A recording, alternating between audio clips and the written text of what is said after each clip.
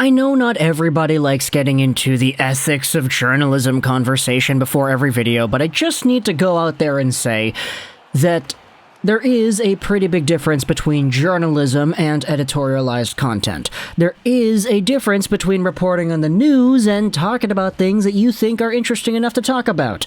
That is what a lot of these articles are doing. The latter, that is. And when you have articles like this coming out, it gets a lot of people going out there up in arms because, of course, trade proposal articles are always going to go out there and get some people pissed off. Some articles get people a lot more pissed off than others, but for the sake of conversation and for healthy discussion, I wanted to go over to a fan-sided article and talk about some trade proposals going over Patrick Kane as well as the LA Kings. This is thewindycity.com, and that's the Windy City, like D-A Windy City, which is the Chicago Blackhawks version of fan-sided. This article was published by Vincent Parise earlier in the week, and from the title you can see that it's talking about 3 individual trade packages that in which the article highlights in 3 separate pages. Now, I wanted to talk mostly about the last one because I think the first 2 are kind of a little bit on the lacking side when it comes to the star power involved in those trades, but this is what the article goes out there and opens with. The Blackhawks are going to be one of the worst teams in the NHL this season. With Kane in the last year of his contract, his status is going to be one of the key topics on the year. There is a chance that the Blackhawks trade him this season if they don't agree to an extension. He could want to stay, but the Hawks could get a lot for him. He still is an incredibly productive player and has a lot of experience with winning over the course of his NHL career. One team that might take a look is the LA Kings. They took a big step forward in 21-22, and they could make a splash. If they did, the trade could look like one of these 3.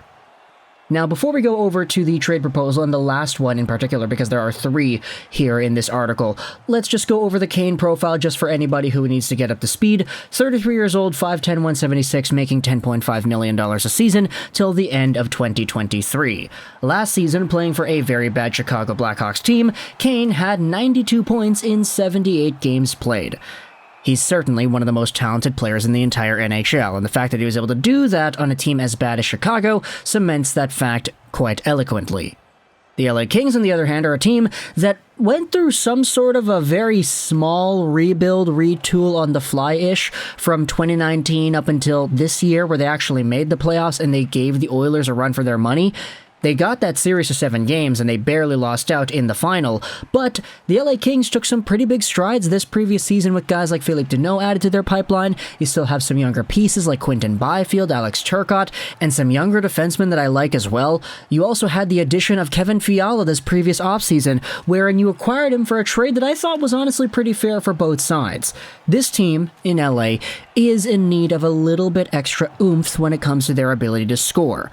And a guy like Patrick Kane added on with Kevin Fiala could go out there and make for such a good duo that increases the goal production for this team tremendously.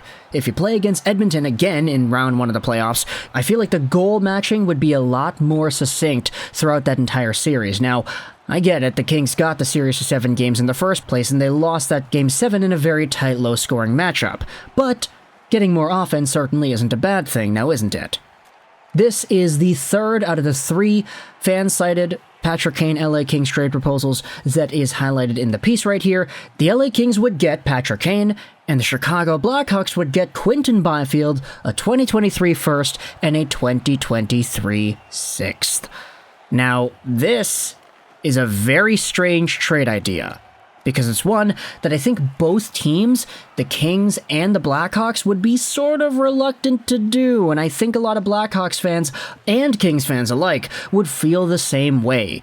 Now, this is kind of the golden rule that I've always been saying in these videos the past few years, but if you have a trade or a trade idea, a trade proposal that gets both teams' fan bases upset, it's probably a good trade proposal. So let's talk about my opinions on this idea, why I feel like both Kings and Blackhawks fans would be somewhat reticent to take this on. Actually, you know what, before we do that, let's go ahead and read what the article has to say. The Blackhawks know they're going to get a lot if they trade Kane. He is still one of the best players in the NHL when it comes to generating offense. For the Hawks, they should use him as their best chance to rebuild their crop of young players. That is why this trade that is presented here might help them most of all. Byfield, a first and a sixth, could very well be worth a player like Kane. Byfield was one of the highest prospects in the world just a few years ago. Second overall, LA Kings 2020, he still has a long way to go before realizing his potential, and then all the other stuff kind of follows through.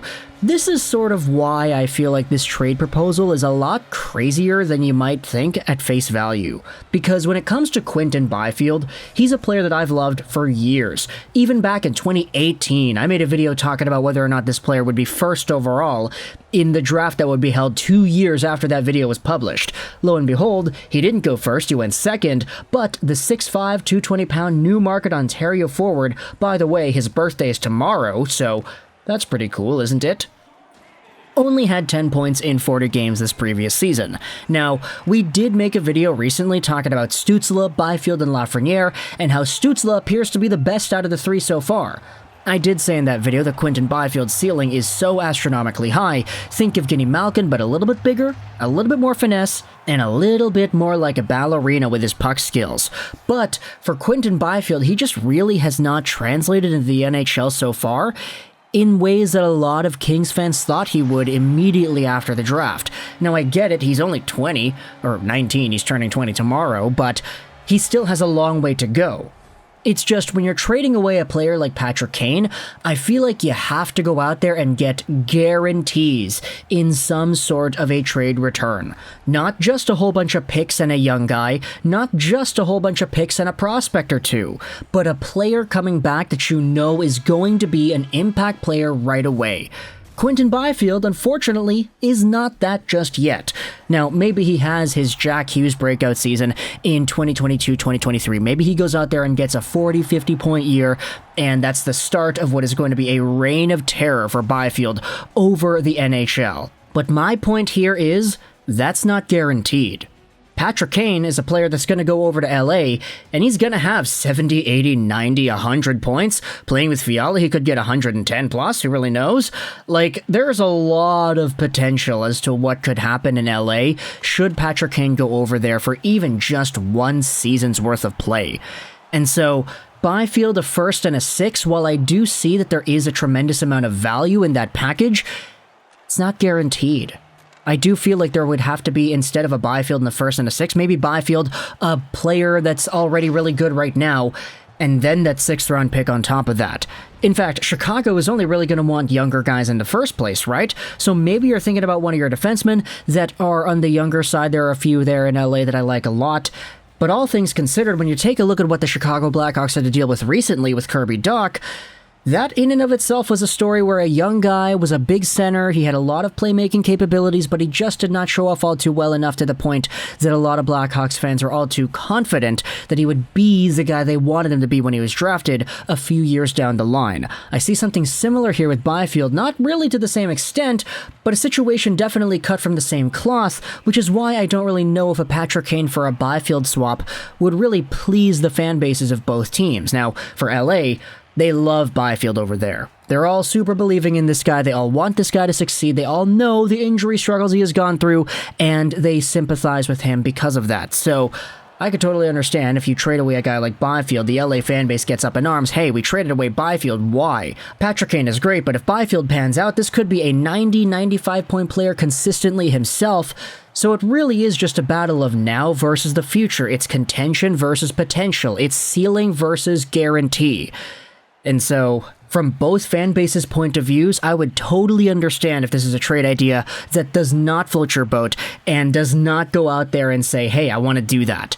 So, talk in the comments all your thoughts about the idea of a QUINTON BYFIELD plus a first, plus a 6 for Patrick Kane type of swap. If you're an LA Kings fan, do you want to give up on the potential of Byfield and get a guy like Patrick Kane in the process? If you're a Chicago Blackhawks fan, do you want to give up on the extraordinary asset that is Patrick Kane for a player like QUINTON BYFIELD who has not shown off just yet that he is what we thought he would be back when he was drafted 2nd overall in 2020?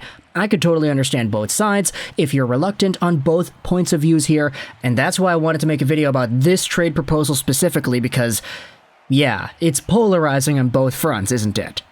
Talk to me in the comments all your thoughts. I hope you enjoyed this video. The link will be in the description if you want to go ahead and take a look at this article as well as the other 2 LA Kings Patrick Kane trade proposals that are highlighted in the piece.